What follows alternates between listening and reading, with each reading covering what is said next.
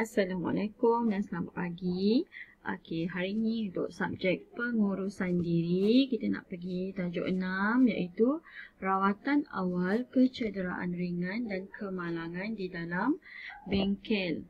Okey, kita nak tengok dulu mula-mula apakah punca kecederaan ringan dan kemalangan di dalam bengkel.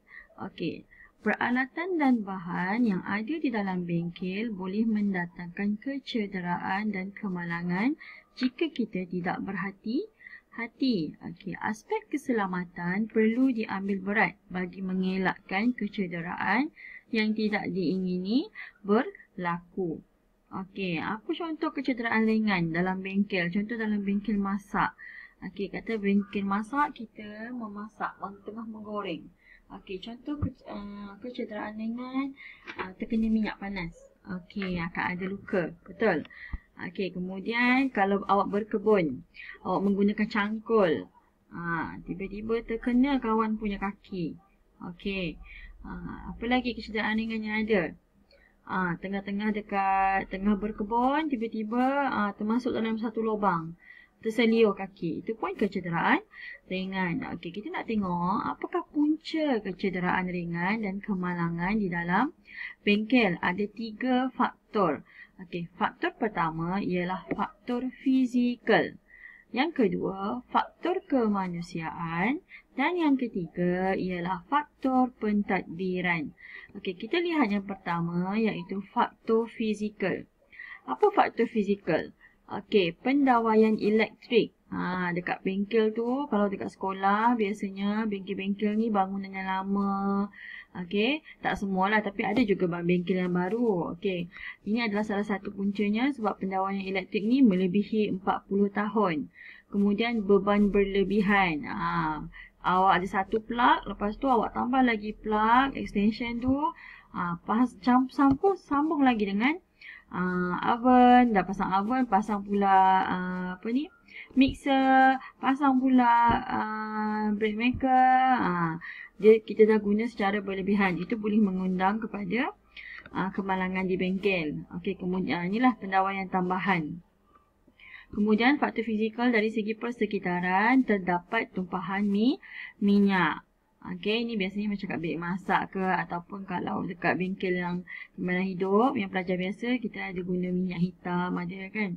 Kemudian kurang pencahayaan. Bila kurang pencahayaan, tak nampak, mudah berlaku kemalangan. Kemudian peralatan dan mesin tidak diselenggara secara berjadual. Contoh, katalah awak nak guna mesin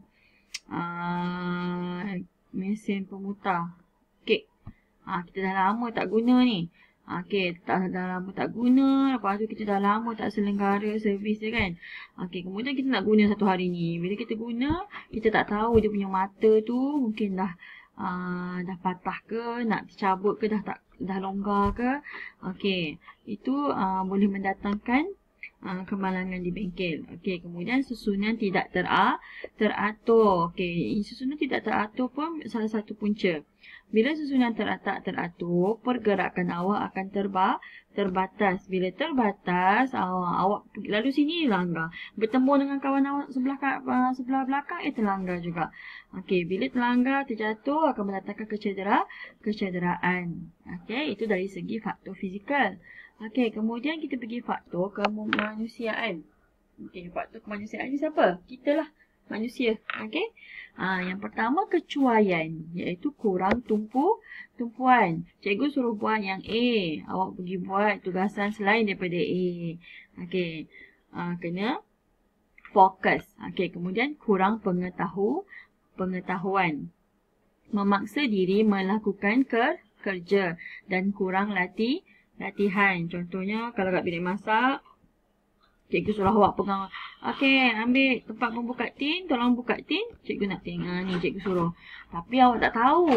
Awak kena bagi tahu, awak tak tahu. Okey, tanya macam mana cara nak gunakan. Okey, supaya tidak membahayakan diri sendiri dan juga kawan. Okey, kemudian disiplin. Ini selalu bagi pelajar-pelajar, dari segi disiplin, pelajar tak fokus. Lepas tu selalu bergurau ketika melakukan kerja. Katalah tengah buat kerja ni, tiba-tiba kawan lalu, cuik kawan. Tak pun kawan tengah masak dekat kuali yang minyak panas, awak datang dari belakang, tepuk kawan. Itu boleh mendatangkan kecederaan kepada kawan dan juga kemalangan di bengkel. Okey, kemudian kesihatan. Okey, dari segi kesihatan, mengantuk. Okey, kemudian tengah guna mesin, mengantuk, letih, fikiran terganggu dan sakit. Okey, emosi. Ini dari segi emosi pula, psikologi terganggu. Okey, ini semua adalah faktor kemanusiaan. Kita pergi pada faktor yang ketiga, iaitu faktor pentadbiran. Okey, faktor pentadbiran, peralatan ialah kurang alat sokongan keselamatan. Peralatan dah ada dekat bengkel tapi tak lengkap. Contohnya kalau awak pernah pergi bengkel kemahiran hidup, ada mesin kayu tapi alatan semua tak lengkap. Tak ada goggle untuk penutup muka. Okey, mesin kayu tu mungkin tak ada penghadang dia betul. Okey, ini dari segi pentadbiran lah. Okey. Kemudian peraturan, kurang arahan keselamatan yang ditampal. So, pelajar tak tahu macam mana nak guna peralatan dengan betul.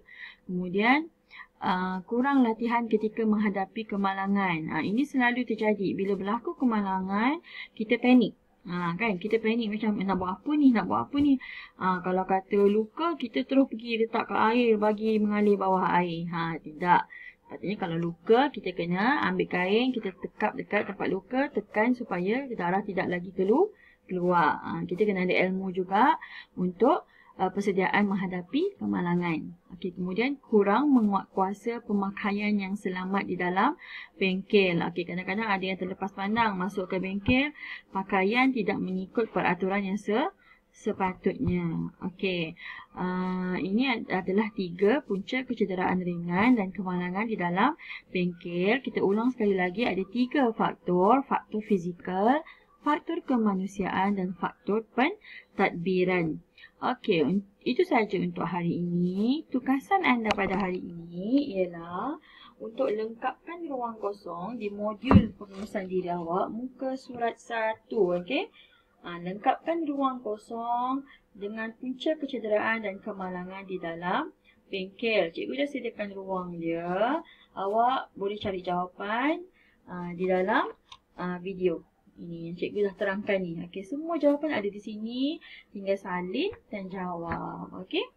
Salin dengan kemas, kemudian ambil gambar dan hantar dekat Telegram pengurusan diri. Okey. Sekian, itu sahaja untuk kelas hari ini. Jumpa lagi minggu hadapan. Assalamualaikum warahmatullahi wabarakatuh.